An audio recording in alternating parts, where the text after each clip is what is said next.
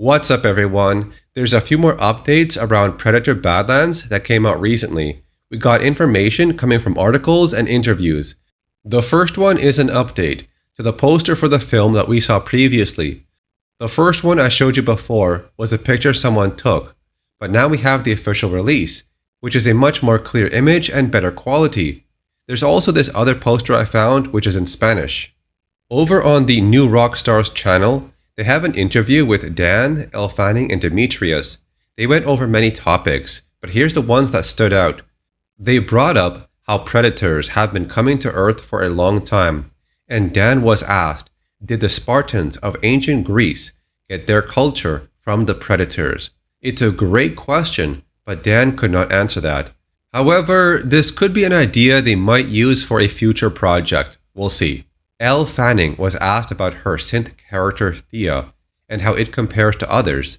Thia is a synth that you've never seen before. She's shown to have some humor and maybe the most personality. There's no humans in the movie, as the main focus was about a monster and a robot. Dan was also praising how Dimitrius had a great performance as the Predator, including the language that was created for the film. There's an article on Screen Rant that covers more stuff around the movie. The information they have is when they were on set back in August of 2024, so 1 year ago. They also arrived on day 40 of 57 during the days the team was filming, so some of this stuff might be new and some stuff might change in the final version of the film. They got to walk through interior sets constructed at the studio, including 2 ships and a rocky Yautja world landscape. The biggest takeaway is that Badlands is unlike any Predator movie we've ever seen before.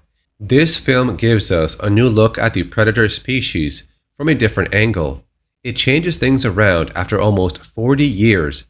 The main focus of the story is following Dek, a young Predator outcasted by his clan that goes on his own journey.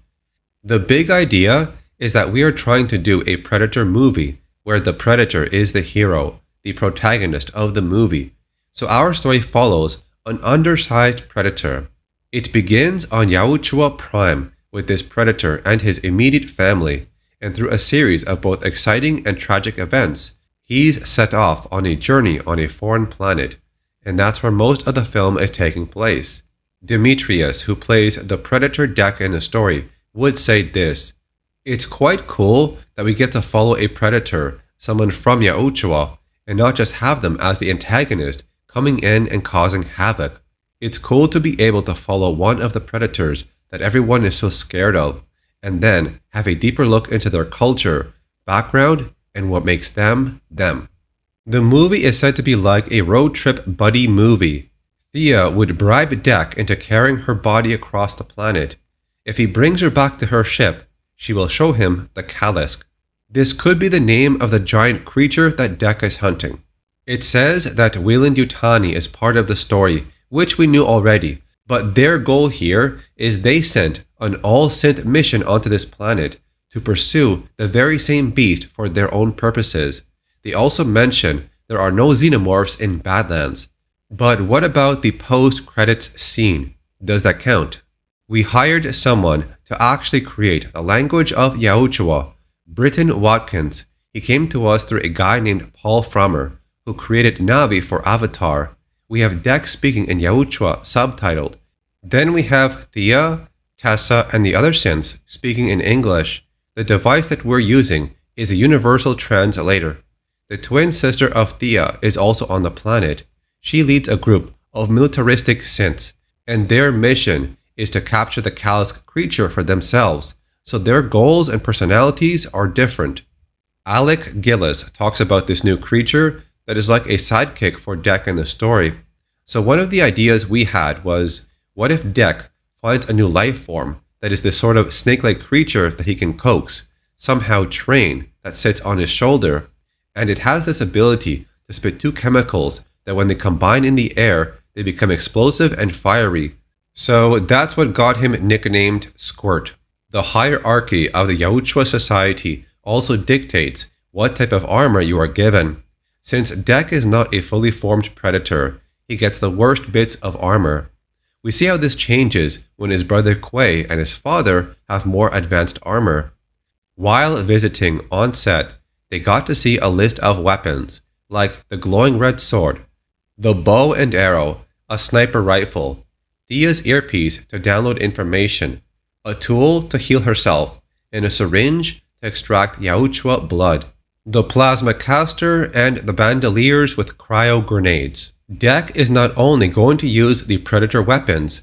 At one point, Dek would come across a vulture. He cuts the beak off, then he puts it onto his gauntlet. Dek may be small, but he's smart, and that's one way he's greatly underestimated.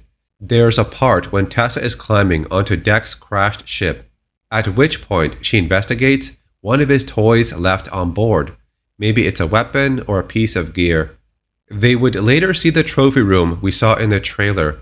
Ben Rosenblatt told me his favorite Easter egg on the ship is the skull of an alien from the 1996 sci-fi movie Independence Day, begging the question of whether a crossover movie is in order. They're saying this is the most human Predator story yet. Family conflict, being an outcast, and an unlikely bond with a synth make Dek's journey the most emotionally resonant Predator tale so far. The story of Dek is familiar to what we saw in Prey with Naru, how a young woman was seen as an outcast by the men who were known as the hunters for the tribe. Dek is sort of the runt of the litter. He is the smallest of his clan and seen as the weakest. I've always had a deep affection for underdog stories. From the jump, you are thrust into a really high-intensity emotional situation with him that I think will really put you in his shoes.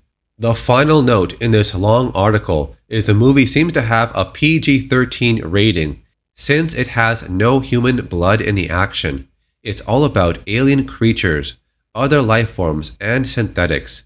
They said here, our hope for it is that it can be a PG13 that feels like an R. IGN also had their own visit to the set in the middle of 2024. But a lot of things they mention are similar to what Screen Rant covered.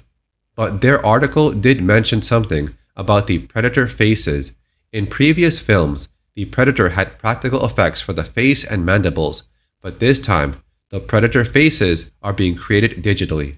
However, the production team has still gone to great lengths to rely on practical effects as much as possible. This will be a new experience for fans of the Predator. We've never seen the Predator hunt on an alien planet, or at least hunt non-humans on an alien planet, or seen a Predator take on synths. He's up against things that are way more crazy than we've ever seen a Predator deal with before. Dek has a set of weapons, but when he crashes on the planet, he is stripped of his cool gadgets by the life forms on the planet. So he ends up using creatures that could simulate his weapons and gear. He's going to have a whip and use a snake-like creature. It wraps around his arm, then Dek would pull it to get the creature to attack. So that's all the extra info I found on some new articles. Thanks for watching, leave a like, subscribe, and I'll see you later.